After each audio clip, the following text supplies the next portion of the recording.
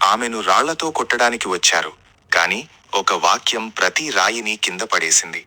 ప్రభాత కాంతిలో దేవాలయ ప్రాంగణం జనంతో నిండిపోయి ఉండగా ధర్మశాస్త్రులు మరియు పరిసయ్యులు కోపంతో ఒక స్త్రీని లాగుతూ తీసుకువచ్చారు. ఆమె ముఖం అవమానంతో వంగిపోయింది, గుండె భయంతో కొట్టుకుంటోంది.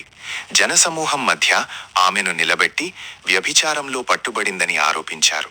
వారి చేతుల్లో రాళ్లు సిద్ధంగా ఉన్నాయి. వారి కళ్లలో తీర్పు మండుతోంది. వారు జీసస్ క్రైస్ట్ను పరీక్షించాలనుకున్నారు. అప్పుడు ఆయన ప్రశాంతంగా వంగి నేలపై తన వ్రేలితో రాయడం ప్రారంభించాడు. గాలిలో ఉద్రిక్తత పెరిగింది.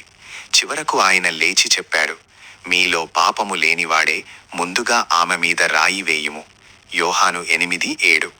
ఆ మాటలు ప్రతి హృదయాన్ని ఛేదించాయి. ఒక్క క్షణం నిశ్శబ్దం ఏర్పడింది. తర్వాత ఒక రాయి నేలపై పడిన శబ్దం వినిపించింది. మరొకటి, ఇంకొకటి. మొదట పెద్దవారు వెళ్ళిపోయారు. తర్వాత ఒక్కొక్కరిగా అందరూ వెళ్ళిపోయారు. చివరకు అక్కడ నిలబడి ఉన్నది ఆ స్త్రీ మరియు యేసు మాత్రమే. ఆమె వణుకుతూ నిలబడింది. శిక్ష కోసం ఎదురు చూసింది. కాని ఆయన చూపులో శాపం లేదు, కేవలం కరుణ మాత్రమే. ఆ రోజు రాళ్లు పడిపోయాయి, కాని క్షమ లేచింది. తీర్పు మనుషుల చేతుల్లో ఉండవచ్చు, కాని కృప దేవుని హృదయంలో ఉంది. మనం రాళ్లు ఎత్తే ముందు మన హృదయాన్ని పరీక్షించాలి.